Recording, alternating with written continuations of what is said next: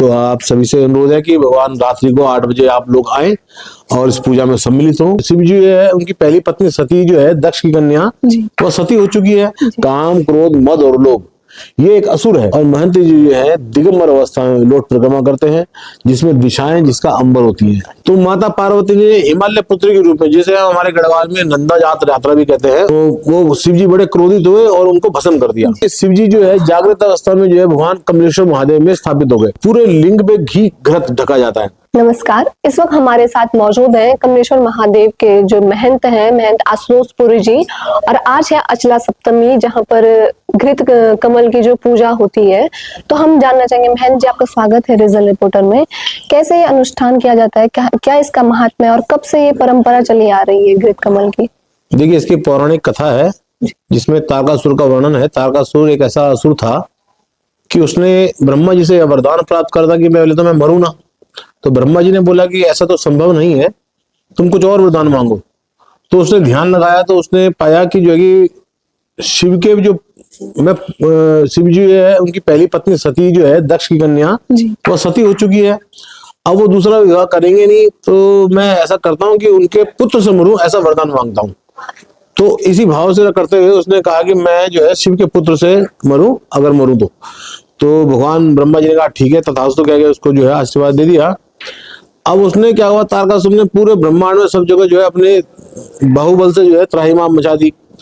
तो समस्त देवता जो है माता जगत जननी की शरण में गए कि हे माँ, इसने जो है इस प्रकार से वरदान प्राप्त कर लिया है और इसे कोई मार नहीं सकता है। अब आप ही हो शक्ति स्वरूपा, आप ही शिव को उठाओ और आपका विवाह होगा, आपके जो संतान होगी उसी से जो है तारकासुर नाम का राक्षस मरेगा। तो माता पार्वती ने हिमालय पुत्री के रूप में, जिसे हमारे गढ़वाल में नंदा जात यात्रा भी कहते हैं, उसके रूप में, जो नंदा के रूप में जो है जन्म ले लिया हिमालय पुत्र।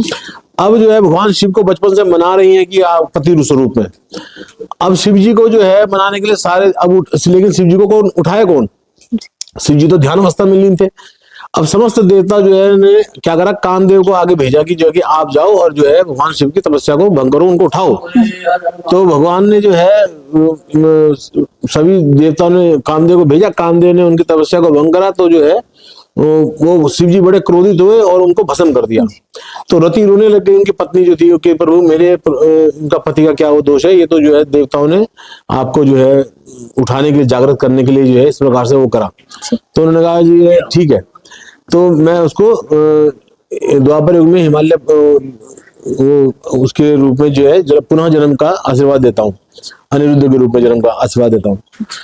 अब इसके बाद क्या हुआ कि शिव जी जो है जागृत अवस्था में जो है भगवान कमलेश्वर महादेव में स्थापित हो गए। तो यहाँ पूजा जो है देवताओं ने करी उस समय। तो जिस प्रकार से एक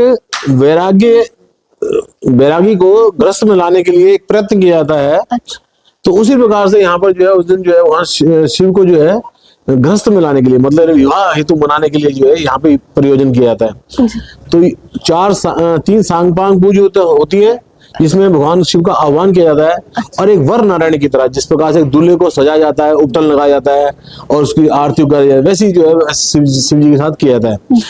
और उनको जो है 3 सांगपांग पूजा, 18 आवरण सहित और 52 व्यंजन, 36 प्रकार का भोग लगाया जाता है, नाना प्रकार के व्यंजनों का भोग लगाया जाता है। और पूरे लिंग पे घी घृत ढका जाता है। जैसे आप देख रहे होंगे यहाँ पे कि यहाँ पे घृत का जो है प्रसाद जो है पूरी रात भर जो है भगवान शिव को कामासक्त भावना जागृत करने के लिए लगाया जाता है। और जो महंत होते हैं वो जो है समाज के कल्याण, जो आज हम लोगों के मन के अंदर जो है सभी पुरुषों में पाया जाता है, मनुष्यों में पाया जाता है, काम, क्रोध, मद और लोभ, ये एक असुर है जो तारकासुर नाम से है। तो इसके शमन के लिए, इसके प्रभाव खत्म करने के लिए यह पूजा की जाती है। और इस पूजा में सभी लोग सम्मिलित होते हैं, सब मिलके इस पूजा को करते हैं महंत जी को साक्षी मान के।